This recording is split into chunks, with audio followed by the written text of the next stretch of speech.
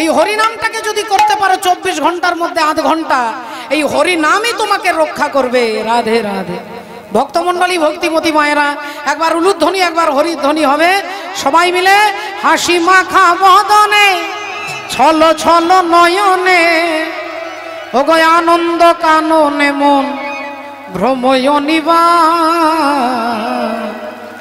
একবার হরি বল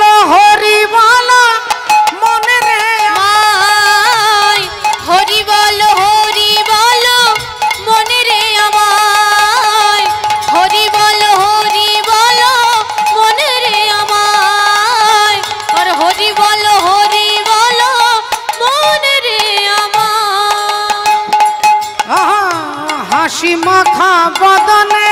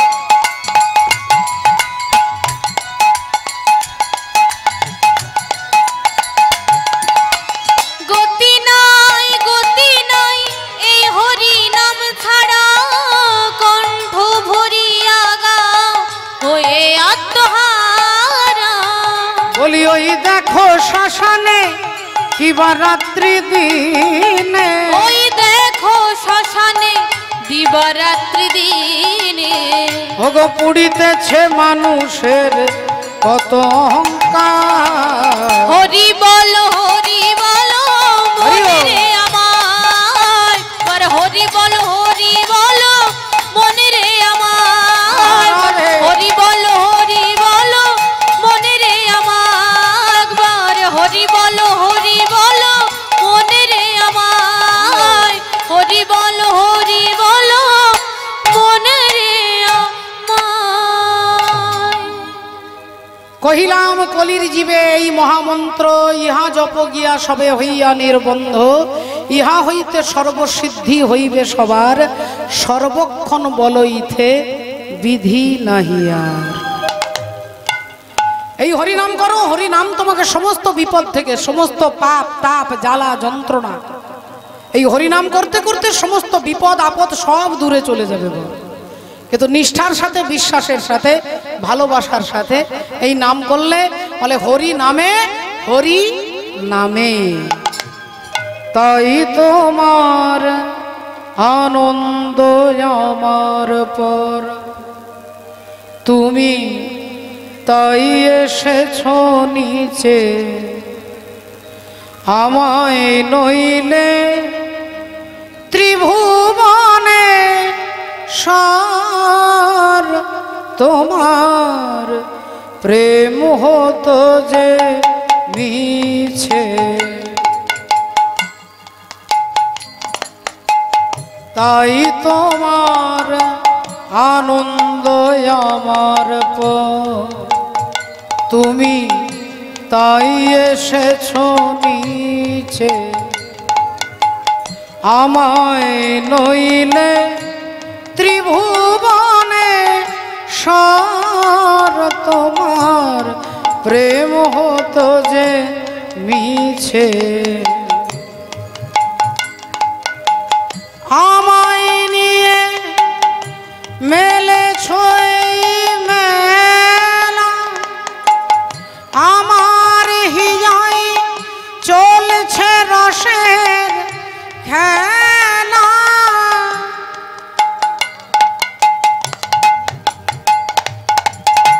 আমায় নিয়ে মেলেছ মেলা, আমার হিয়ায় চলছে রসের খেলা, মোর জীবনে বিচিত্র রূপ ধরে তোমার ইচ্ছা তরঙ্গিছে তাই তোমার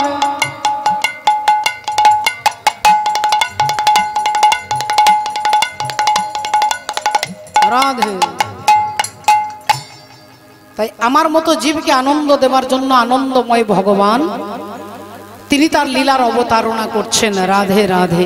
আমাদেরকে আনন্দ দিতে, আমাদেরকে সুখ দিতে, আমাদের সমস্ত দায়িত্ব তিনি গ্রহণ করবেন যদি আমরা আমাদের সমস্ত দায়িত্ব তাকে দিতে পারিব। তাই বৈষ্ণব পদকর্তা কি বলছেন? কলি ঘোর তিমিরে গরাসল জগজনে ধর্ম করম রহুদূর অসাধনে চিন্তামণি বিধি মিলা হলো আনি আমার গোরা বড় দয়ার সগর আমার গোরা গুণ কহনে না যায় না যাই গো না যাই গো না যায় আমার গোরা গুণ কহনে না যায় যাই গো যাই গো যাই গো গোরা গুণ কহনে না যায়।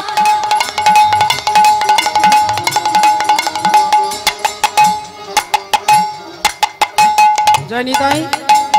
আজকের এই সমগ্র অনুষ্ঠান পরিচালনায় মা তারা চাউল ভান্ডার এবং চন্দন গোল্ড রাইস ও রাধে হরি বল রাধে ভোগ রাইস,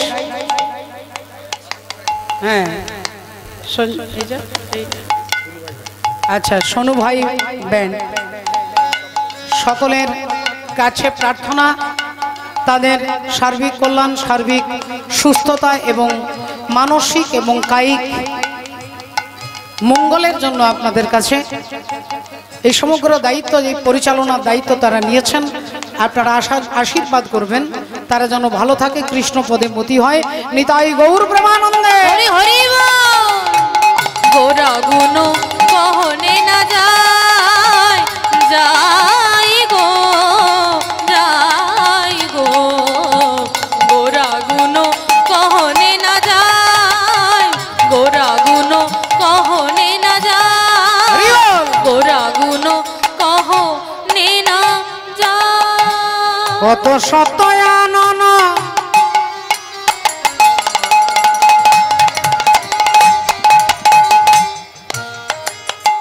আবার কত চতুরানন কত সতয়ানন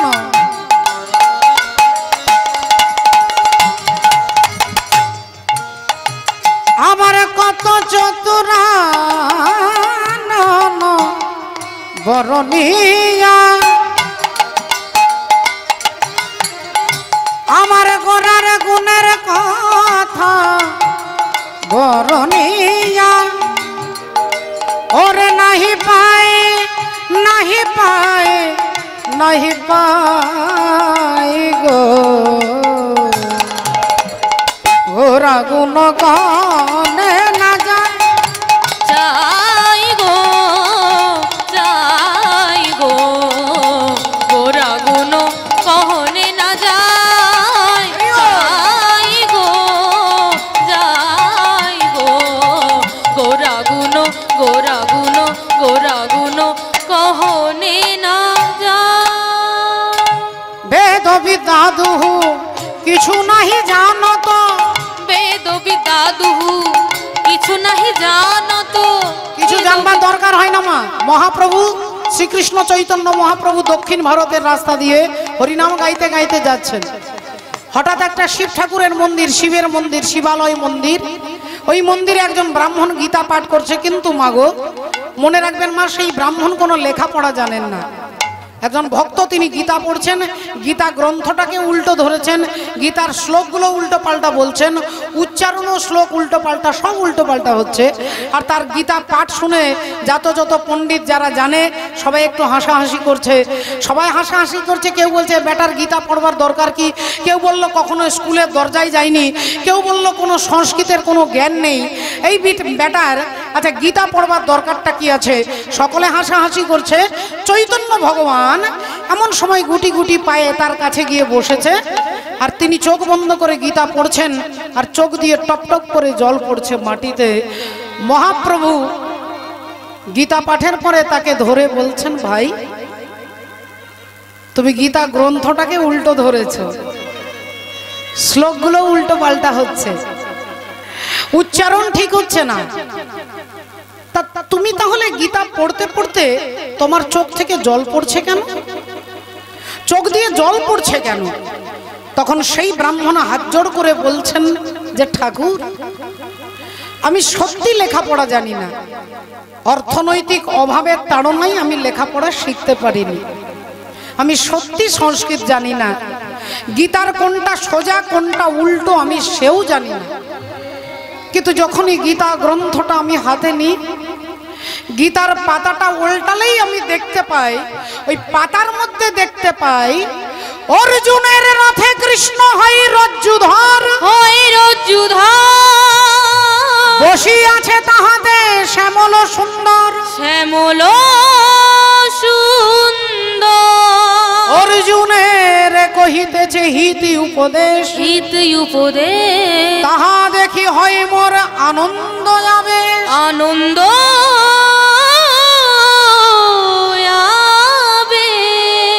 ও বাবা। সেই ব্রাহ্মণ বলছে গীতার পাতাটা উল্টালে আমি দেখতে পাই অর্জুনের রথে ভগবান কৃষ্ণ বসে আছেন, আর তার ঘোড়াগুলো লেজ দোলাচ্ছে, ধপধপে সাদা ঘোড়া, অর্জুন বসে আছে, আর সেই অর্জুনকে ভগবান গীতার উপদেশ করছে। এই দৃশ্যটা যখনই আমি গ্রন্থের মধ্যে দেখতে পাই, আমার চোখের জল আমি আটকে রাখতে পারি না, দরদর করে এই বুক ভেসে জল পড়ে যায়। এ কথা ব্রাহ্মণ যেই কেঁদে কেঁদে বলছেন, মহাপ্রভু যিনি হচ্ছেন পণ্ডিত শিরোমণি, তিনি ওই ব্রাহ্মণকে বুকে জড়িয়ে ধরে বলছে, গীতা পাঠে একমাত্র তোমার অধিকার, তুমি জানো একমাত্র গীতার তত্ত্বসার, তুমি জানো একমাত্র গীতার তত্ত্বসার। গীতা হাতে নিয়ে যদি ভগবানকে দেখা যায়, তাহলে সেই গ্রন্থ পড়া আপনার জীবনের সার্থকতা। আর গ্রন্থ পড়ে যদি লোকের ভুল ধরতে যান, শুধু এর ভুলটা চোখে পড়ে, ওরটা চোখে পড়ে, এর বিচার করি ওর বিচার করি, তা জানবেন আপনাকে গ্রন্থ কৃপা করেননি। গ্রন্থ যাকে কৃপা করবে সে কারোর ভুলের দিকে তার দৃষ্টি যাবে না। যার খিদে পেয়েছে, যে পঙ্গতে খেতে বসেছে, যার প্রচন্ড খিদে পেয়েছে, সে পাশের লোকটা কোথায় কি নিচ্ছে, কেমন করে খাচ্ছে, তার তাকানোর সময় নেই, সে গপ গপ করে খাবে, কেন তার ভেতরে ক্ষুধা আছে। আর যার পেটে ক্ষুধা নেই, সে চারিদিকে তাকাবে, কে কতবার ভাত নিচ্ছে, কে কোনটা নিচ্ছে, কে শুক্তো নিচ্ছে, কে কতবার নিচ্ছে, এর মূল প্রমাণটা কি না তার পেটে ক্ষুধা নাই। তাই জানবার যার ইচ্ছা আছে, যিনি ভগবানকে ভালোবেসেছেন, পাশের লোক কি করছে তার জানার অবকাশ থাকবে না। মহাপ্রভু বলছে এটাই হচ্ছে গীতার তত্ত্বসার, তুমি জানো একমাত্র গীতার সত্যসার, তোমারই গীতা পাঠের অধিকার। তাহলে যিনি গ্রন্থটাকে উল্টো ধরেছে, মহাপ্রভু তাকে অ্যাটেস্টেড করে দিচ্ছেন যে গীতা পাঠে একমাত্র তোমার অধিকার। বড় বড় পণ্ডিত, বড় বড় যারা বিজ্ঞ ব্যক্তি বলে তাদের অধিকার নেই, কারণ তারা ভগবানকে অনুভব করতে পারে না। তাহলে অনেক কিছু জানলাম, আর জেনে ভগবানকে জানতে পারলাম না। পদকর্তা বলছেন, বেদ বিদ্যা দুহু কিছু নাহি জানত, বেদ বিদ্যা দুহু কিছু নাহি জানত, ওগো সে যদি গৌরাঙ্গ করে সার, ওগো সে যদি গৌরাঙ্গ করে সার, ওগো সে যদি গৌরাঙ্গ করে সার।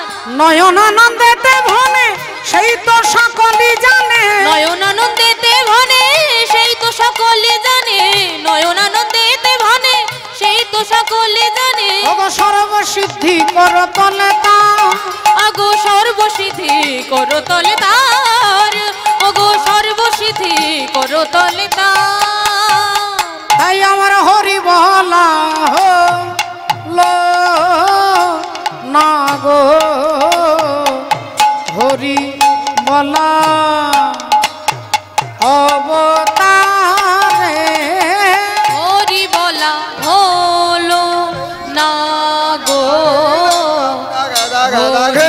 বলা উড়দা দিনা দিনা অবতারে হরি বলা হলো না नीता खीता उड़दा खी जहाँ उड़दी नीता खीता उड़दा जहाँ तेरे तेरे रगड़ी दाग तेरे रगड़ी जहाँ के देखने जहाँ धा धा दंता कट तट दंता तट कटा के देखना धा कट उड़दा धा दंता कट तट दंता तट कटा को देखना धा कट उड़दा धा दंता कट तट दंता तट कटा को देखना धा उड़दा कटा को देखना धा उड़दा कटा को देखना হলো না গো जागी तरगड़े जागी तरगड़े जागी तरगड़े उड़ा जागी तरगड़े जागी तरगड़े हो जागी तरगड़े ते ताके तेरे किटे है ते धी धी धी धी उड़ा जागी तरगड़े जागी तरगड़े हो না গো হরি বলা অবতারে বলা হলো না গো হরি বলা অবতারে হরি বলা হলো না গো হরি বলা অবতারে হরি বলা হলো না গো হরি বলা অবতারে হরি বলা হলো না গো হরি হরি বলা অবতারে হরি হরি বলা হলো না জয় জয় জগৎ গুরু তুমি বাঞ্ছা কল্পতরু সিক্ত কর তপ্ত মরু করুণা তোমা করুণা তোমার তুমি মাতা তুমি পিতা তুমি জগতের ত্রাতা কেহ নাই তোমা ভিন্ন ইয়া। তোমা ভিন্ন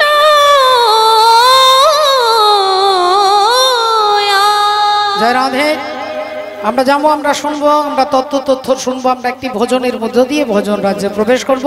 একবার সময় মিলে বলবো, বলো ভগবান কৃষ্ণচন্দ্র কি, বলো রাধা রমণ লাল কি, অনন্ত কোটি ভক্ত বৃন্দ কি, বলো সীতা मैया की, বলো ভগবান শ্রী রামচন্দ্র কি, নিতাই গৌর প্রেমানন্দ। নে হরি হরি বল। है आँखों है आँखों वो जो शाम का दर्शन किया करे, है आँखों वो जो शाम का दर्शन किया करे, ऐ शीश जो प्रभु चरण में बंदन किया करे। बेकार वो मुख है जो रहे व्यर्थ बातों में, मुख वो है जो हरि नाम का सुमिरन किया करे। हीरे मोती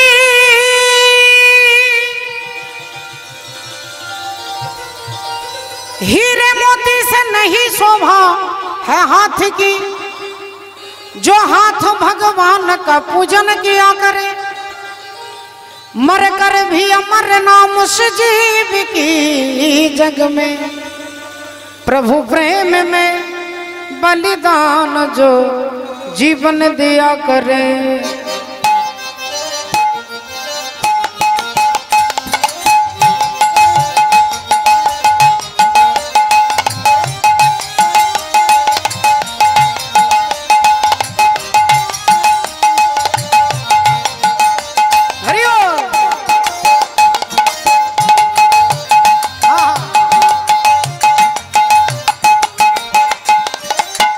ऐसी लगी लगन,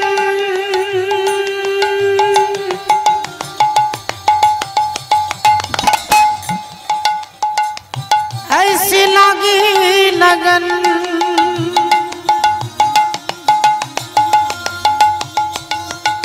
ऐसी लगी लगन, लागी लागी रे लगन, लागी लागी रे लगन।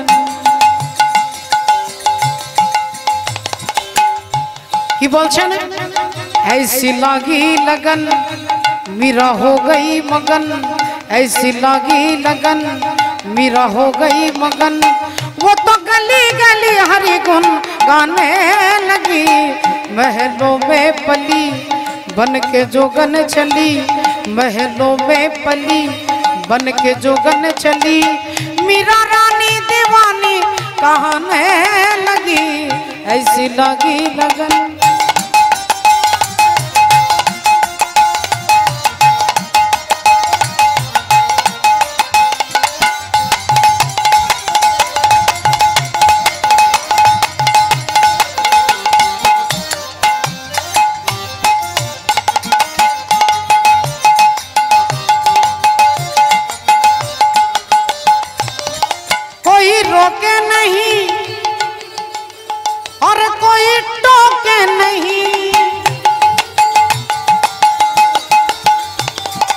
टोके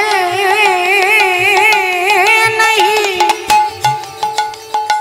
कोई टोके नहीं। मीरा गोविंद गोपाल गाने लगी, बैठी संतों के संग रंगी मोहन के रंग।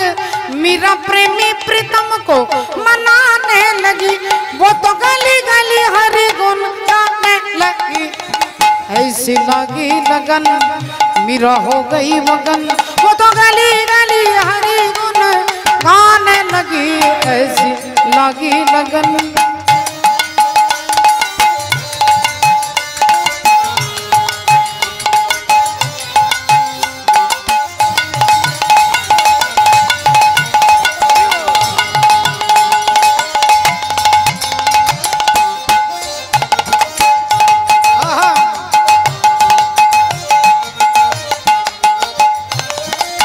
राना ने विष दिया और मानो अमृत पिया। सनी धनी द ब द ब म ब म ग म ग र ग र ग ध नि सा नि नि नि सा नि नि नि सा नि नि नि सा नि नि नि सा नि नि नि सा नि सा रे नि सा रे नि सा रे नि सा रे नि सा ग ग नि सा ग ग नि सा ग ग रे रे म म ग म म प ध नि ध प म प ग म रे ग सा रे नि सा ध नि सा ग म।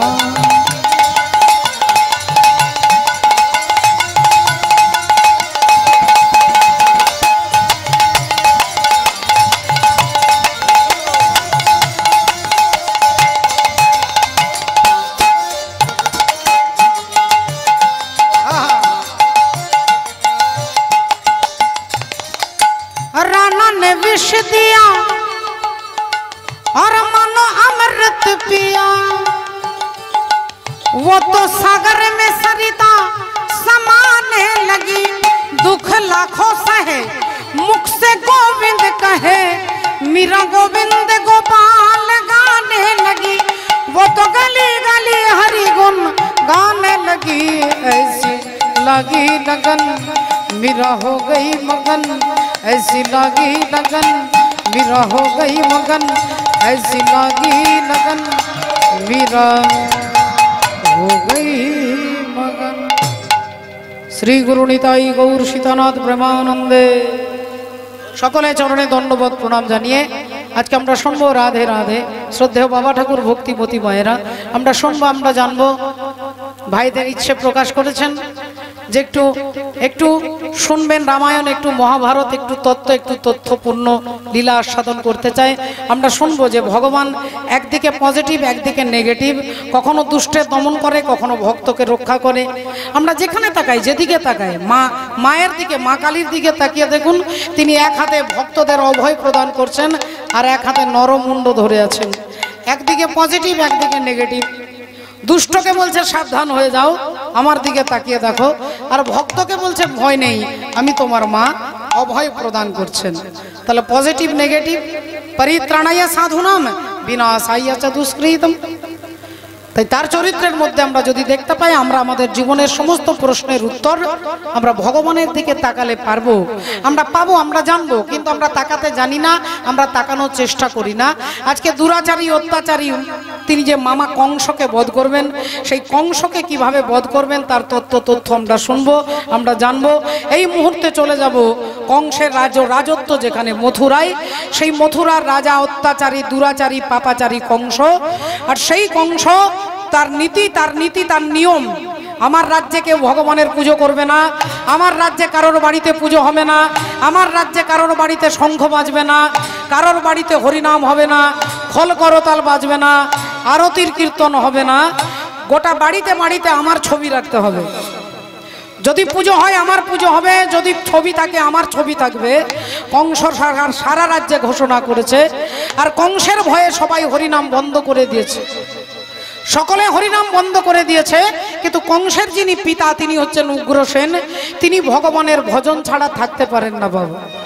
সেই উগ্রসেন ভগবান বিষ্ণুর পুজো করছেন, দরজা জানলা বন্ধ করে ভগবানের চরণে তুলসী পত্র নিবেদন করছেন।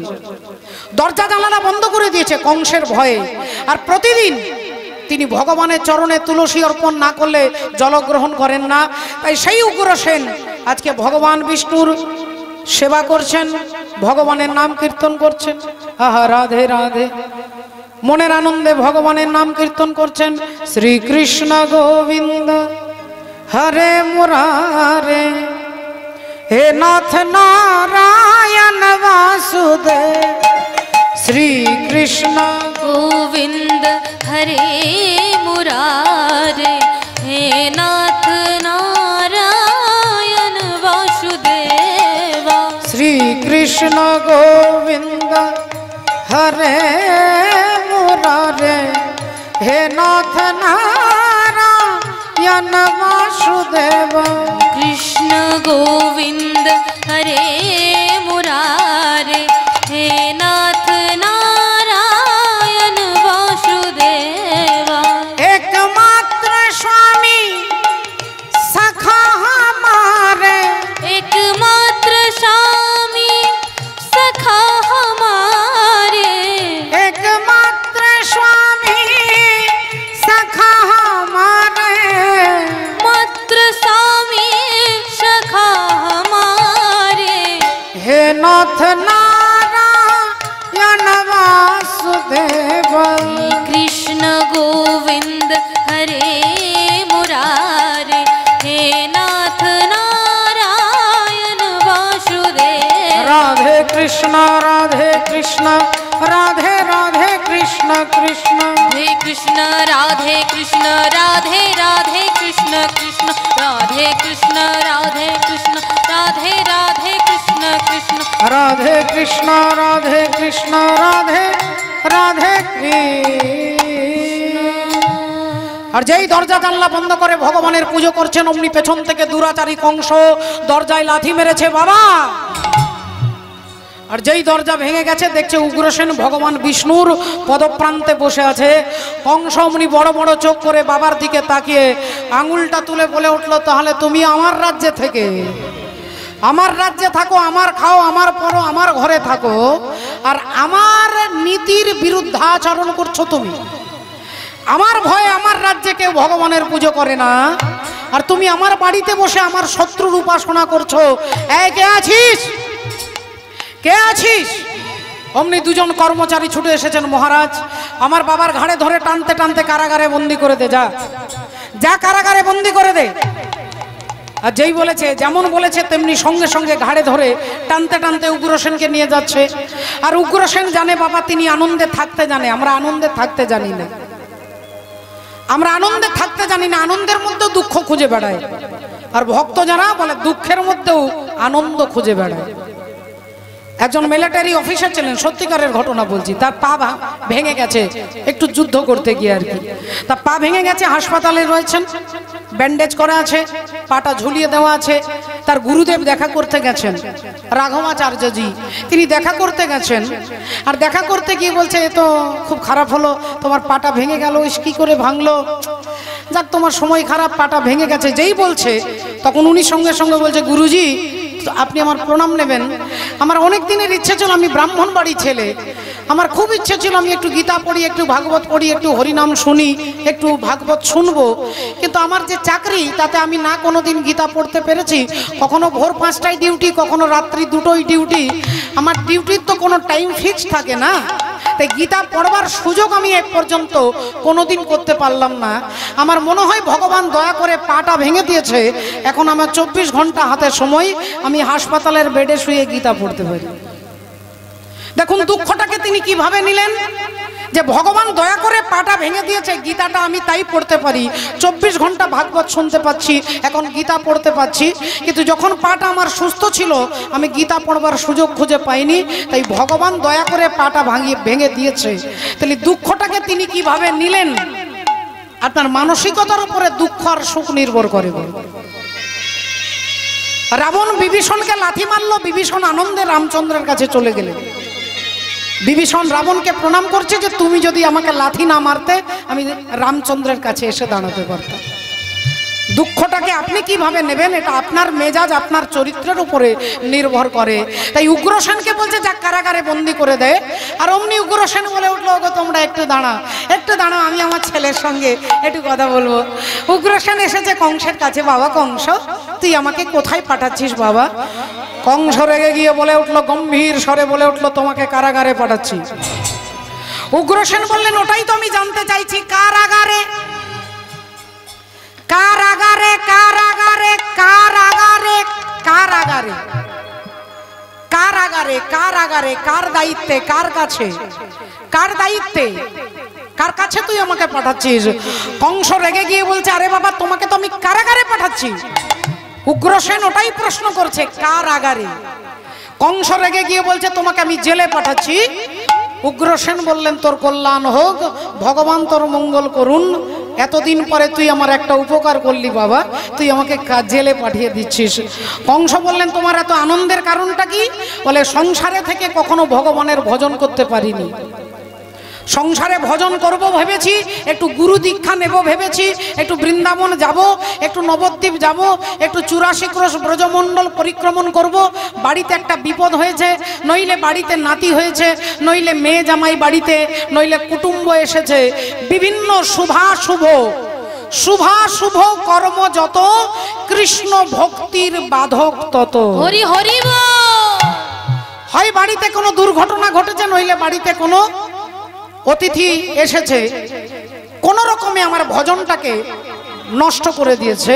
কিন্তু তুই যে আমাকে কারাগারে পাঠাচ্ছিস, এই লোহার কারাগারে বসে আমি জোরে জোরে বলতে পারবো না, কিন্তু আমি মনে মনে নাম বলিব, মনে মনে নাম বলিব, আমি মনে মনে হরি নাম বলিব, মনে মনে নাম বলিব, আমার সকলে জ্বালা জুড়াইব, মনে মনে হরি নাম বলিব, আমার সকল জ্বালা জোড়াইব, মনে মনে নাম বলিব, সকল জ্বালা জোড়াইব, হরি হরি হরি বলে সকল জ্বালা জোড়াইব, হরি হরি হরি বলে সকল জ্বালা জোড়াইব, মনে মনে হরি নাম বলিব। তাহলে তিনি ভাবছে কারাগারে গেলে 24 ঘন্টা ভগবানের ভজনটা অন্তত করতে পারবো। দেখুন, कोई तन दुखी, कोई मन दुखी, कोई धन बिना रहत उदास, और थोड़े थोड़े सब दुखी, केवल सुखी भगवान के दास। कोई तन दुखी, कोई मन दुखी, আপনি চাইলেও কিছু করতে পারবেন না বাবা। কেউ শরীরের জন্য দুঃখ করে, কেউ মানসিক কষ্ট পাচ্ছে, কেউ কারো উন্নতিতে দুঃখ পাচ্ছে।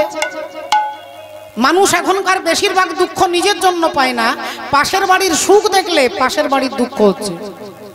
কিন্তু আপনি দুঃখ করে কিছু করতে পারবেন না, আপনি তার উন্নতিতে আটকাতে পারবেন না, কিন্তু মানুষ বুঝবে না।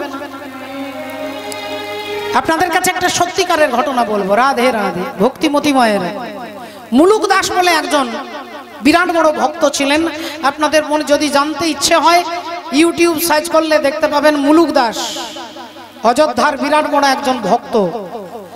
মুলুক দাস অনেক পদাবলী লিখেছে, তবে হিন্দিতে লিখেছে, অনেক পদ, অনেক কিছু গান রচনা করেছেন। अजगर करे ना चाकरी, पंछी करे ना काम, सबके दाता राम है, सबके दाता भगवान। এটা তারই লেখা, দু লাইনের দুটো দোহা। সেই মুলুক দাস ছিলেন প্রথম জীবনে ভীষণ বড় পণ্ডিত, কিন্তু নাস্তিক। তিনি নাস্তিক ছিলেন, ভগবানের অস্তিত্ব বিশ্বাস করতেন না, কথায় কথায় চ্যালেঞ্জ করতেন, কথায় কথায় তর্ক করতেন। আর ঠিক তার বাড়ির পাশে একটা বড় গাছ ছিল। এখন গাছের তলায় একজন সাধু কোথা থেকে এসেছে, 2-4 দিন হয়েছে। সাধু কি করে না, দুটো ছোট্ট ছোট্ট করতাল বাজিয়ে আর সারাদিন নাম করে। কেউ দুটো রুটি দিয়ে যায়, কেউ এক মুঠো অন্ন দিয়ে যায়। যদি কেউ দিল তাহলে তিনি খেলেন, আর যদি কেউ দেয়নি তাতে তার কিচ্ছু যায় আসে না, করতাল বাজিয়ে শুধু নাম করে। এখন মুলুক দাস ঠিক তার পাশের ঘরে, পাশেই তার বাড়ি, সেইখানে বসে অধ্যয়ন পড়াশুনো করে। একটু ডিস্টার্ব হয়। 2-4 দিন দেখার পরে একদিন রেগে বেরিয়ে বলছে, এই যে কি হচ্ছে, কি হচ্ছে, কি এখানে বাজিয়ে তুমি সারাদিন শুধু জ্ঞান জ্ঞান জ্ঞান জ্ঞান করে করো, তোমার কি কাজ টাজ কিছু নেই? সাধু বাবা বললেন, বাবা এটাই তো আমার কাজ, আমি তার নাম করি। নাম করলে হবে? কাজ টাজ করতে পারো না? কেউ তোমাকে রুটি দিয়ে যাচ্ছে, তুমি খাচ্ছ, কেউ দিচ্ছে না, না খেয়ে পড়ে আছো। এটা কি কোনো মানুষের জীবন হলো? তোমাকে কাজ করতে হবে না? সাধু বাবা বললেন, বাবা কাজ তো আমি হরিনামই কাজ করি, এটাই হচ্ছে আমার কাজ। তিনি যদি আমাকে দেয় আমি খাবো, তিনি না দিলে আমি খাবো না। তাহলে তিনি দিলে খাবে, তুমি কাজ করার দায়িত্ব নেই? তুমি কাজ না করলে ভগবান তোমাকে এনে দেবে? সাধু বাবার মুখ দিয়ে বেরিয়ে গেল, বললেন, যদি अगर ভগবান চাহতে হ্যাঁ, যদি ভগবান চাই তো ভগবান আপনাকে এনে খাবার এনে দেবে। যোগক্ষেম ও বহাম্মহম, খাবারটা এনে তোমার বাড়িতে দেবে। বললেন, আমি যদি না খাই? সাধু বাবা বললেন, বাবা ভগবান রাম যদি চাই তোমাকে মেরে মেরে খাওয়াতে পারে। তুমি খাবো না বললে তোমাকে ভগবান যদি চাই মেরে মেরে খাওয়াবে। সাধু বাবার কথা শুনে তিনি চ্যালেঞ্জ নিয়ে নিলেন, বললেন, আচ্ছা তোমার ভগবানের এত দম, আমি খাবো না বললে খাইয়ে দেবে? বলে, হ্যাঁ দেবে। বলে, ঠিক আছে, আমি চ্যালেঞ্জ করছি, আমি আগামী কাল কিচ্ছু খাবো না। কই দেখি তোমার ভগবান আমাকে কিরকম মেরে মেরে খাওয়াই। সাধু বাবা বললেন, আমি যদি তোমার কাছে হেরে যাই, তোমার এই গাছতল ছেড়ে আমি অন্য কোথাও চলে যাব। মুলুক দাস ভাবলেন, যাক বাবা আপদ বিদেয়ী হবে, আমি আগামী কাল কিচ্ছু খাবো না, আর ঘরেও থাকবো না। ঘরে থাকলে স্ত্রী মাথার দিব্যি দেবে, ছেলের মাথার দিব্যি দেবে, বাবা মা দিব্যি দেবে, কোনো রকমে খাইয়ে দেবে। তাহলে ঘরেও থাকবো না, একটা দিন না খেয়ে থাকবো। এই আপদটাকে এই গাছতলা থেকে বিদায় করব। মুলুক দাস চলে গেছে ঠিক তার কিছু দূরে একটা জঙ্গলে, গাছের ওপরে চেপে গাছের ডালে সারাদিন বসে তিনি পড়ছে। একটা দিন নাই বা খেলাম, কোনো রকমে ওখান থেকে তো সে বিদায়ী হবে। গাছের ডালের ওপরে বসে আছে। দেখতে দেখতে সকাল দুপুর বিকেল, একটু দুপুর গড়িয়ে সবে মাত্র 4টে 4:30 বাজে। গাছের ডালে বসে আছে, কিচ্ছু খায়নি বাবা। এখন সাধু বাবা এখানে গাছের তলায় বসে নাম জপ করছে। সাধুর মর্যাদা কে রক্ষা করবে? বলে ভগবান। এদিকে গাছের ডালের উপরে বসে আছে, হঠাৎ কতগুলো ঘুলঘুলিয়া, যাদের বলে অঘরী, যাদের কোনো ঘর থাকে না, দেখবেন রেল লাইনের পাশে তিরপল খাটিয়ে পড়ে থাকে, ট্রেনে ট্রেনে ভিক্ষে করে, কান পরিষ্কার করে, হরি বলে এর বিভিন্ন কাজ করে জীবিকা নির্বাহ করে। তাদের কোনো ঘর নেই বলে তাদের অঘরী বলা হয়। তারা একদল সেই অঘরী, তারা কি করছে না, তারা নাচ গান দেখিয়ে অনেক কিছু টাকা পয়সা রোজগার করে, খাবার টাবার কিনে, আর ওই গাছের তলায় সুন্দর করে একটা তিরপল বিছিয়েছে। এইবার সমস্ত খাবার তারা ভাগ করে খাবে। খাবারগুলো নামিয়েছে, তিরপল বিছিয়ে বসেছে। আর এমন সময় একজন চিৎকার করছে, ডাকাত আসছে, ডাকাত ডাকাত, ডাকু আসছে এই রাস্তা দিয়ে, ডাকু। যেই বলেছে ডাকাত আসছে, খাবার তিরপল সব ফেলে দিয়ে আর তারা সোজা ছুট নিজেদের বাঁচবার জন্য। তারা ছুট, খাবার পড়ে আছে, তিরপল বেছানো আছে, সুন্দর সুন্দর খাবার। ডাকাত একদল ঘোড়ার পিঠে চেপে তারা দেখছে, আরে জঙ্গলের মধ্যে তিরপল বিছানো, খাবার দেওয়া।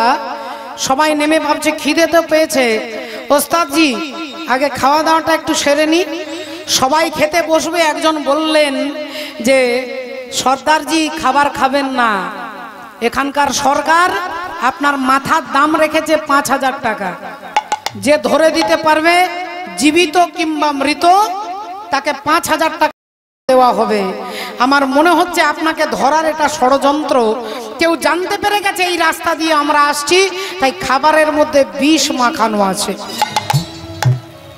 সর্দারজি বললেন, হতেই পারে, এটা হতেই পারে, আমাকে ধরবার জন্য নতুন প্ল্যান হচ্ছে।